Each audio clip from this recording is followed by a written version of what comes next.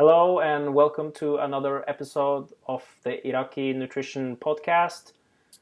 I'm your host, Juma Iraqi, and before we start this day's podcast, I just want to announce that the podcast is now available on iTunes and SoundCloud, so you can get the audio version of this podcast, but you can also still watch it on YouTube.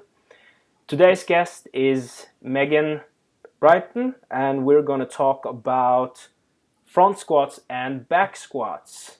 Megan, how are you doing today? Doing great. Thanks for having me. Thank you so much for agreeing to do this podcast.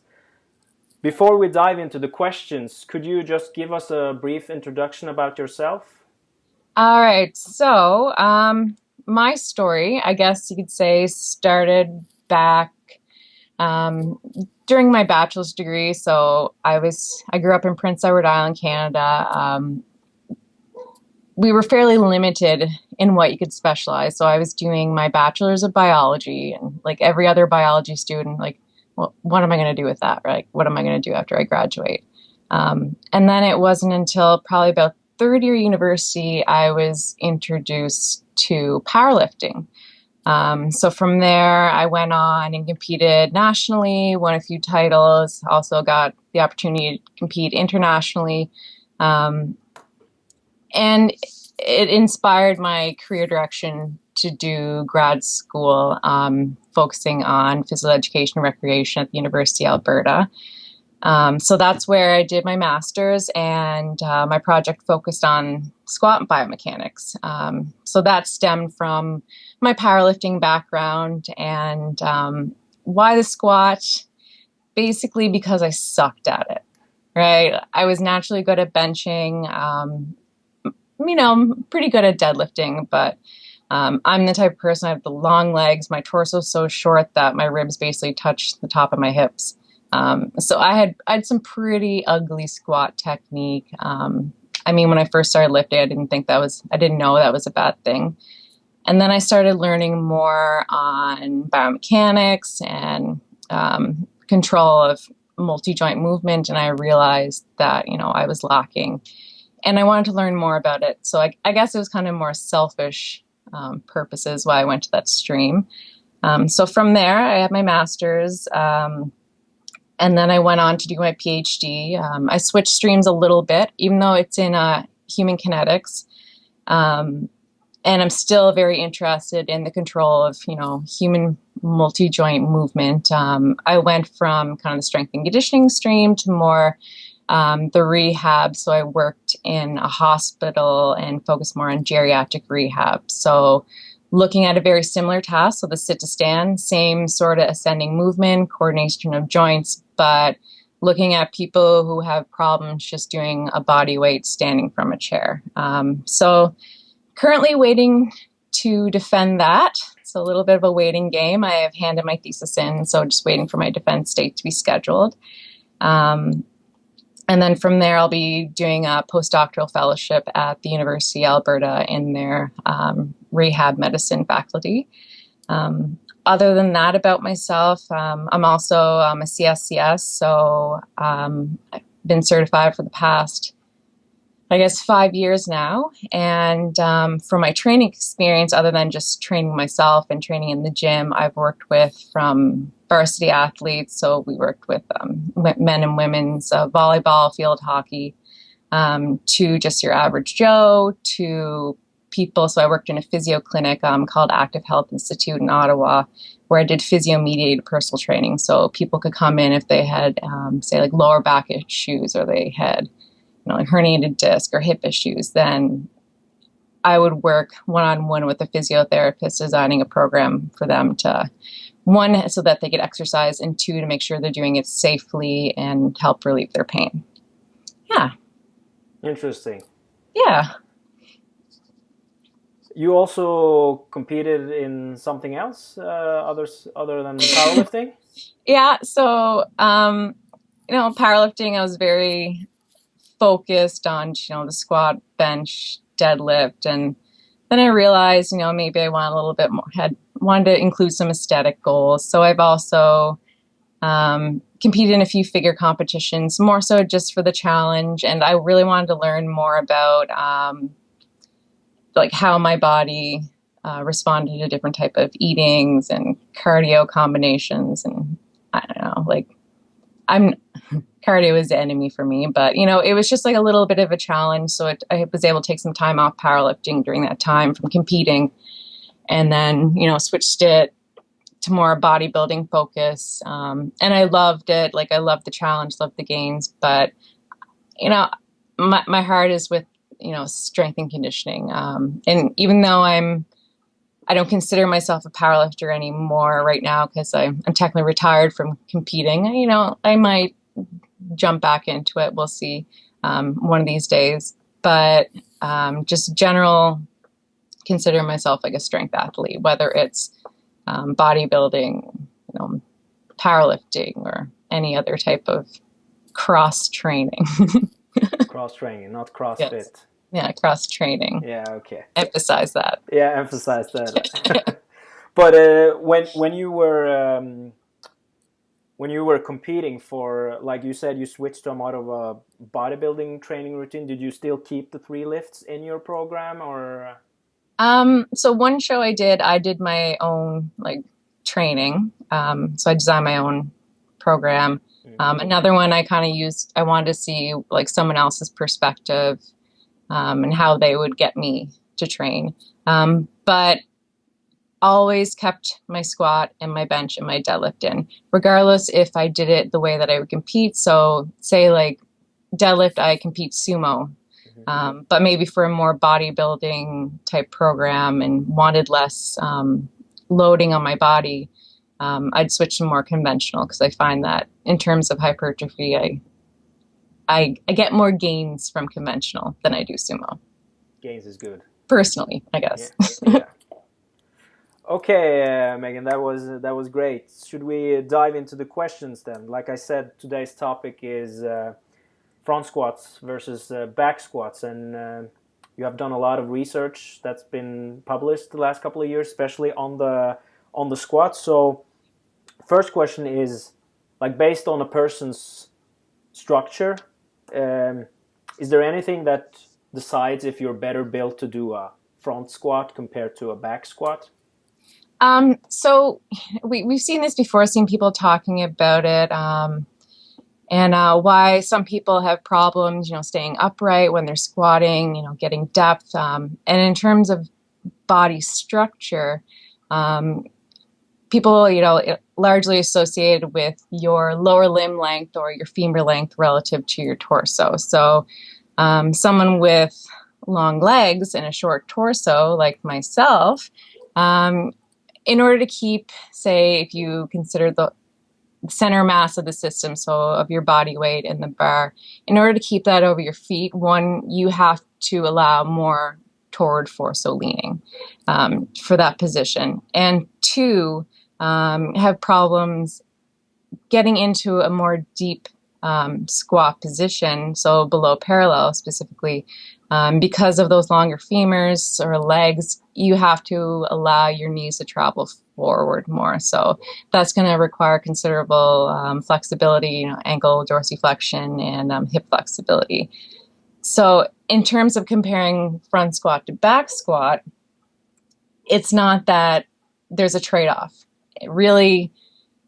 It just makes matters worse for those people with the long limbs, right? Because of the bar positioning up on your shoulders, you're not allowed to permit that forward torso leaning, right? So if you were to compare someone with short legs versus long legs, with the exact same stance, so if you got two people doing it shoulder width apart, say, the person with the longer legs and the longer femurs are going to be required to push their knees forward more. So there's more anterior travel of the knees to be able to keep that bar position and keep it over your foot.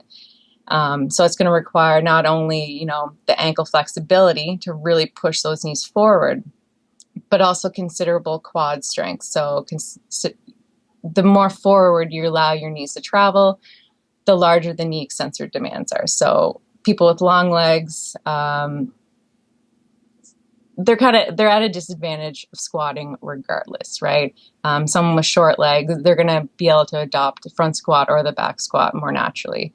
But that doesn't say that, don't use it as an excuse, right? Like, oh, I'm not built to front squat, so I'm just going to avoid it. Really, it should be the opposite. It should really be thinking about working on it even more. So different ways to compensate would be you could widen your stance with a bit, so that you can, include your glutes a bit more, take the loading demands off the knee extensors, use an elevated heel, so you won't have to push your knees as forward as much, and it increases your ankle flex or ankle range of motion.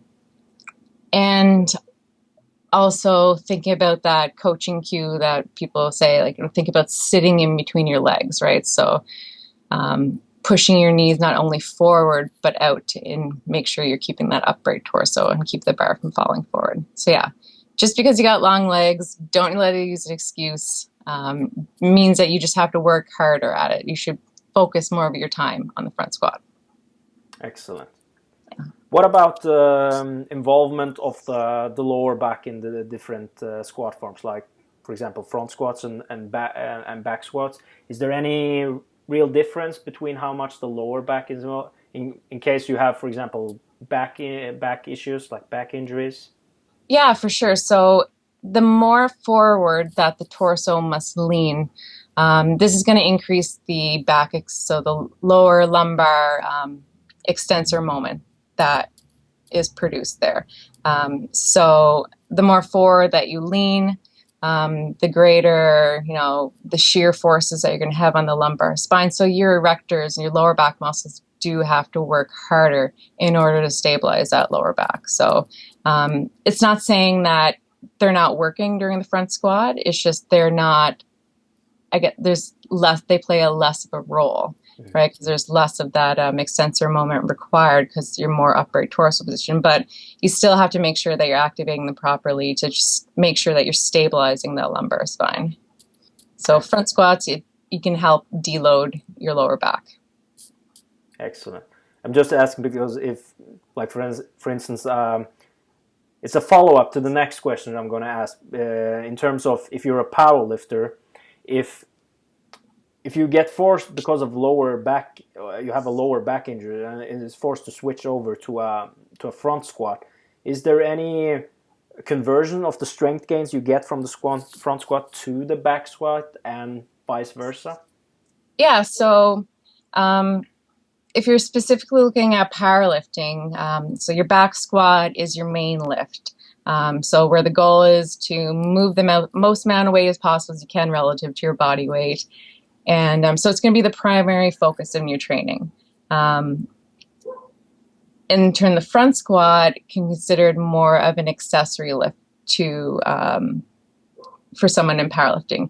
Yeah, definitely, because it doesn't require that forward torso lean, so it's going to put less stress on your lower back. So if you're having some discomfort there, with that, it's also really important in developing upper torso strength, so your thoracic extensors, keeping that upright chest position, so strengthening that upper back, which is, not just important for your squatting if you find that you're rounding in the hole, but also deadlifting, keeping that, neutral spine. And even so, like, say, Olympic weightlifting, we're taking another step further, upper back strength is really important in keeping that chest position for overhead pressing. And then, so with front squat, the difference too is that, your higher knee extensor demand. So you're working your quads more. So say if you're someone, be going back to the long-limbed lift person that has to lean forward more. And you're getting lower back issues either because, chronic loading over time, or what you see a lot is people who don't have sufficient quad strength coming out of the hole. You'll see them collapse or do your typical good morning up, right? So rapid knee extension, and then you kind of lean forward and collapse forward a bit more. So the knee extensors are very important in controlling that anterior, so the controlling the position of your lower leg or your shank. So if you're having problems keeping your knees forward and they're kicking back too early, front squat is definitely going to help you with that, especially developing strength of the whole. In terms of someone, going back to if they have relatively stronger quads to their hip extensors or their glutes, they may not benefit as much from front squatting. They may benefit from more glute focused training to kind of overall have a more balanced lower extremity, or even playing around with different squat variations like box squats, water stance to get that greater glute involvement, sitting back. I'm not saying like I promote like regardless of your structural limitations, I promote pretty technique. I'm a technical lifter. So I'm never gonna say, it's okay to lean forward just because, it's easier for you, right? You're gonna get those lower back issues because of that. But in terms of more of accessory lifting, like pushing your hips back, involving more of your glutes with like lower weights would help with that. But then again, you could just do, glute isolation, like hip thrust for that. Yeah, I think that's what I got on that. Yeah, excellent. So you talked a little bit about the difference in muscle activations between the two lifts. You mentioned that there's less lower back involvement in the front squat, more quad involvement. Is there any other differences that, like, the front squat activates different muscles than the back squat? So with if you're looking at like activation levels, so say like your percent MVC, there are some discrepancies in the research. So primarily, EMG is, iffy. It can have its limitations on its doing dynamic movements, but there's a lot of discrepancies in the actual protocol. They're comparing the back to front squats and the muscle activation. So some people, they'll just say, let's throw a plate and get them to do a back squat with a plate on each side, and then get them to do a front squat with a plate on each side. So they're comparing similar loads. And then there's other people who are going to do, your front squat's a different 1 RM than your back squat. So they'll actually, normalize it. So we'll get them to do 50% their back squat and 50% of their front squat 1 RM. And then you get people who don't even take into account the differences in people's strengths, and they just, we're going to put on 25% their body weight, right? So it causes a lot of variability, especially with small sample sizes in the research. But just generally, what you do see at the front squat, you have greater quad involvement. So your vasti, lateralis, intermedius, medialis are more active. Also suggested possible that front squats, you can more effectively use your rectus femoris, so that biarticular knee extensor that crosses both the knee and hip anteriorly. So if you're in a more extended hip or upright torso position, the rectus femoris is in a lengthened position. So suggested that may help it contribute to knee extension more. In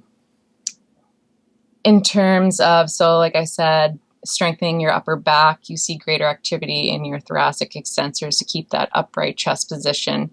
And then for the hip extensors, the glutes, I think actually it's similar activation levels, right? So just because your quads are working harder doesn't mean that your glutes are working less, right? You're still getting considerable amounts of hip flexion and hip range of motion.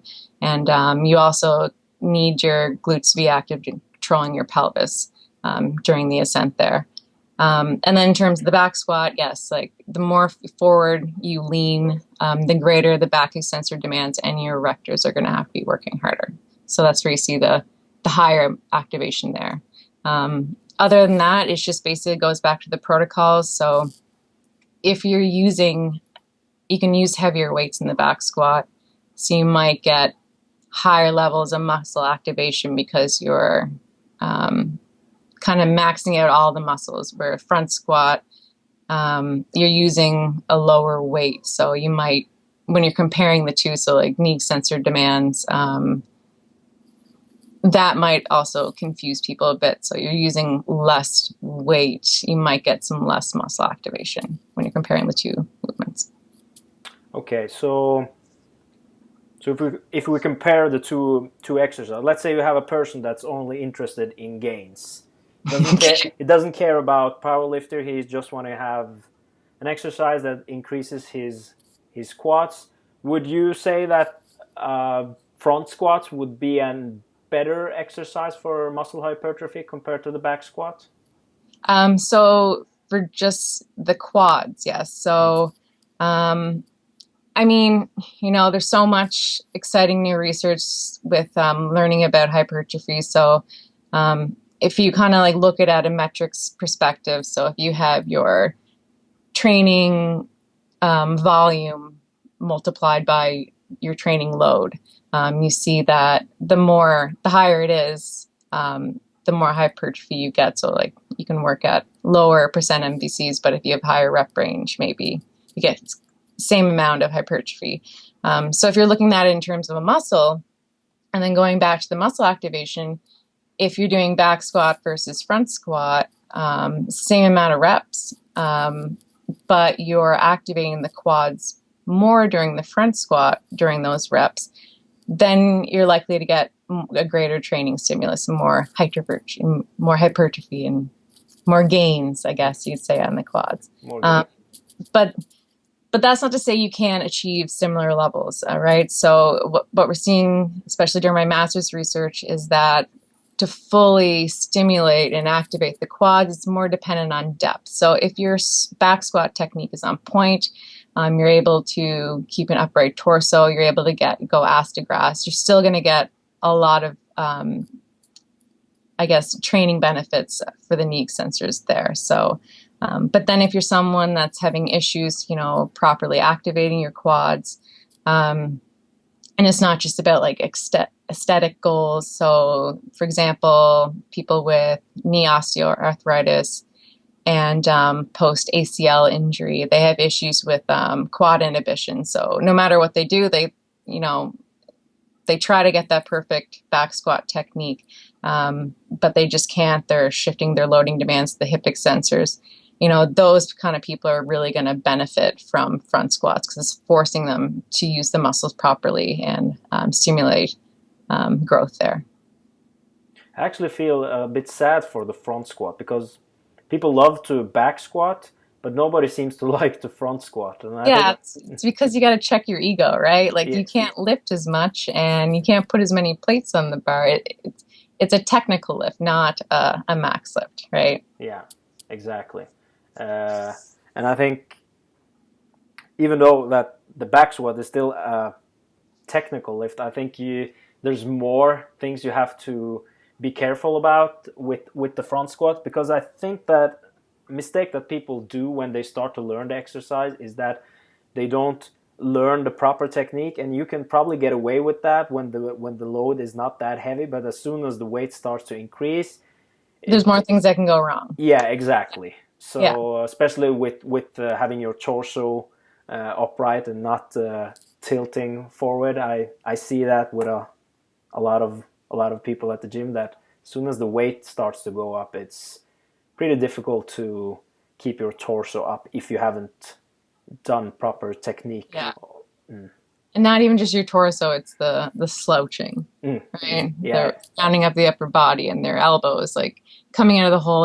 I'm afraid like they're going to break their arms because their elbows they can't keep them up and they're going to bounce off their femurs. Yeah.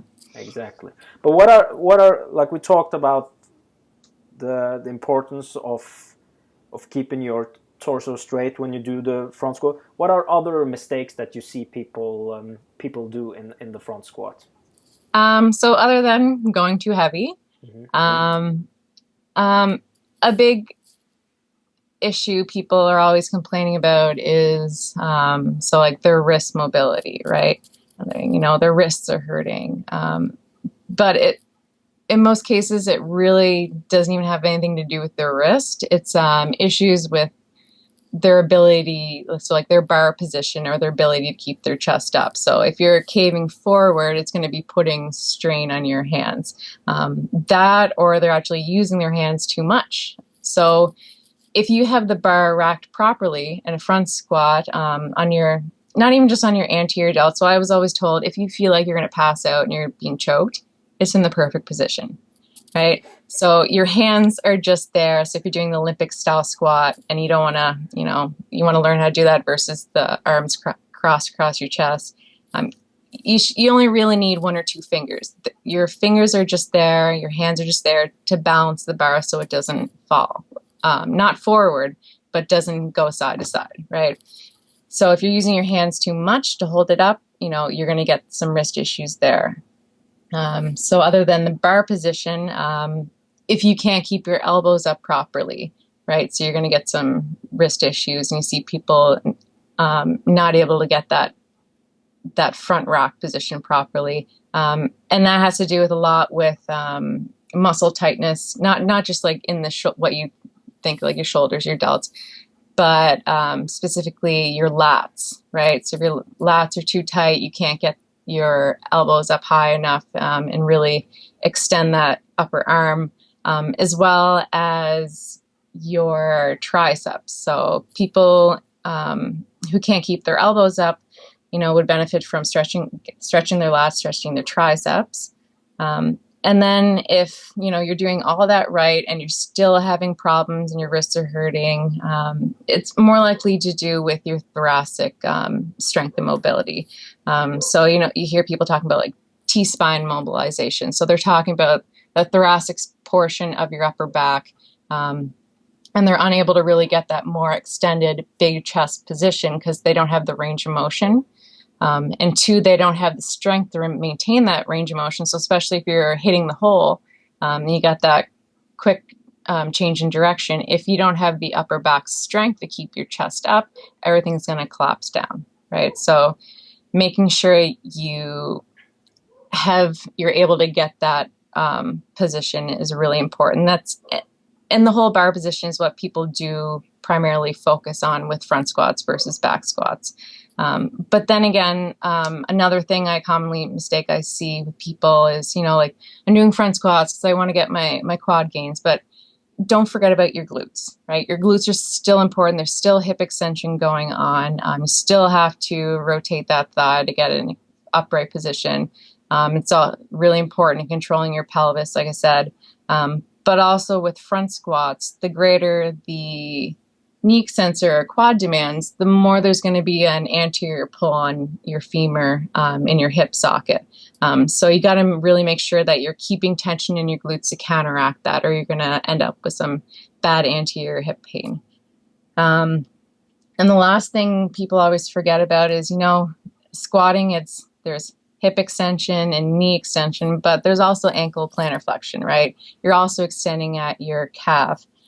So don't forget about your calves. I've been asked before, if I do calf extensions, it'll help my squat. It's like, well, yeah, technically, yes, it will. In front squats, there's a much more of a balance component, right? You're more restricted of how you can move your body segments to maintain that bar position over your foot. And your calves are what control your center of pressure on your foot. So without properly being able to use them, you're going to have issues with falling forward.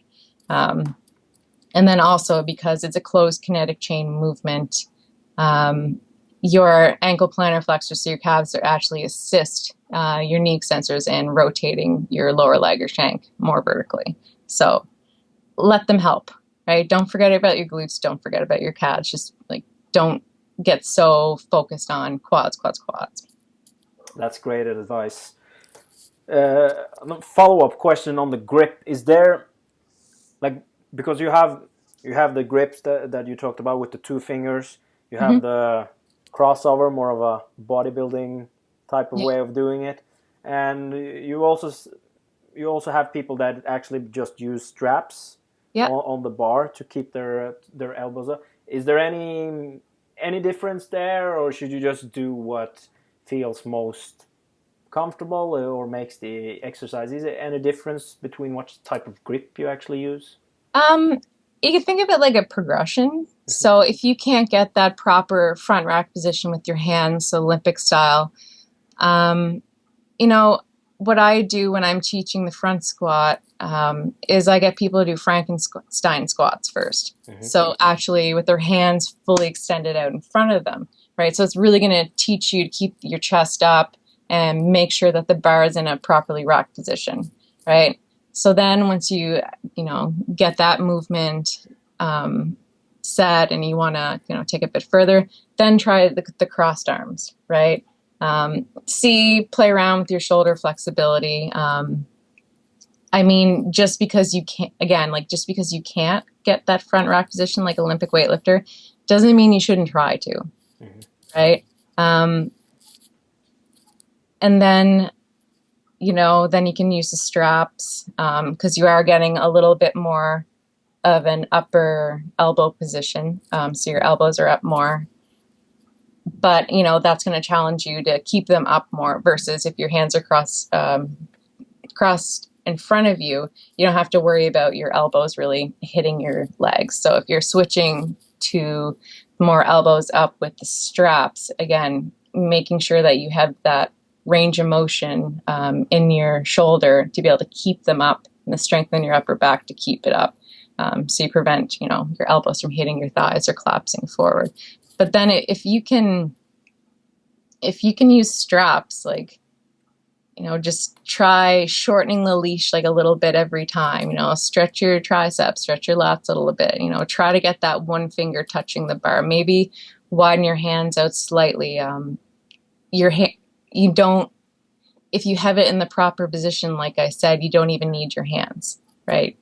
It should be just like the Frankenstein squat where it's just resting on your delts and your hands are there to balance, right? Excellent. All right, last question, and it's another gain question because we only care about gains on this show. No, I'm kidding. Another question regarding hypertrophy in the lower body. When it comes to squat depth and using a full range of motion, you often see like typical bodybuilding type of training is to do like half reps to keep the tension on the muscles instead of actually stretching out. What does the research actually show when it comes to using a full range of motion in regards to hypertrophy?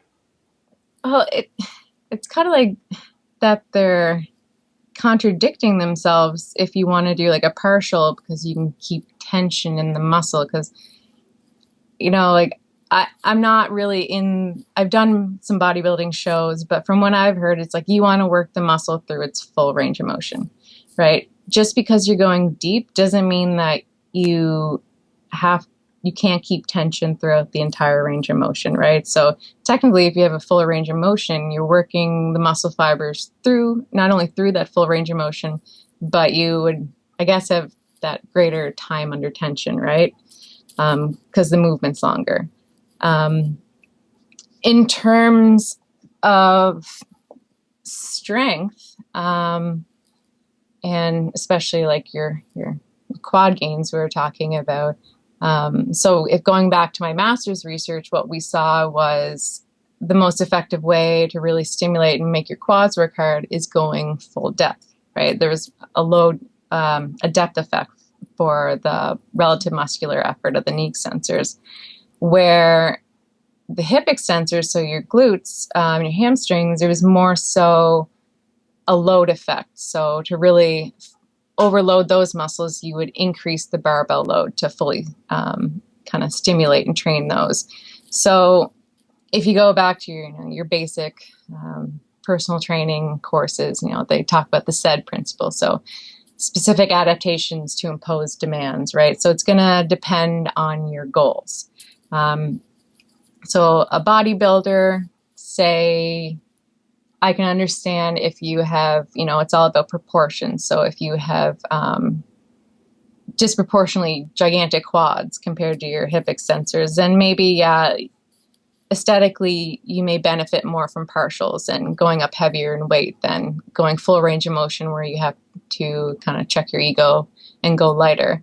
And then vice versa. So if where you're lacking is your quads, go your full range of motion because that's what's really going to stimulate them properly.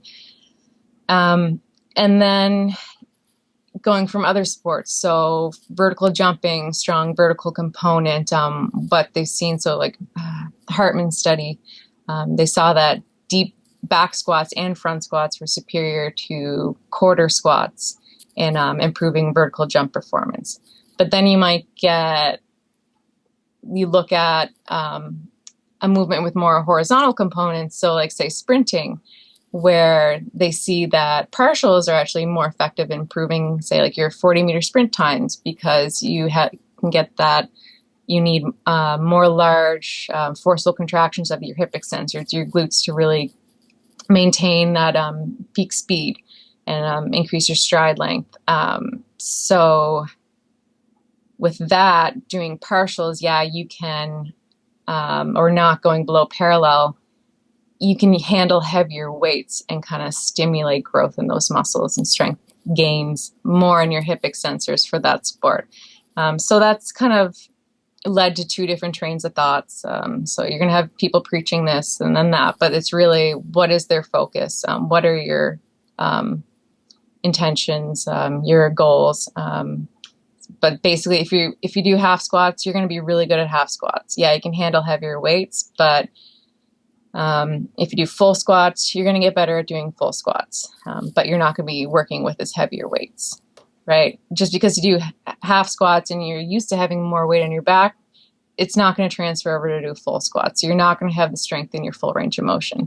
And personally, so like just developing overall athletic skill, I'd prefer to be strong, like moderately strong in a full range of motion rather just be like really good at like one little part of it. So quad hypertrophy and strength, you want to be working that muscle through the full range of motion. So go deep. And then also, like, I think my mind, just naturally goes to rehab, injury, prevention. So, if you're very strong at like a partial range of motion, but weak at a more extreme, like you're predisposing yourself to risk injury, right? So overall athletic skill when you're developing your athletes, I'm going to preach full range of motion, but I might be a little biased, from powerlifting and we're supposed to be, depending on your federation, you compete in a squat below parallel. But that's actually one of the, people use that as an argument to not do a full squat, that there's a higher risk for injuries compared to doing half squats. But is it actually a higher risk if you do the full squat compared to the half squat?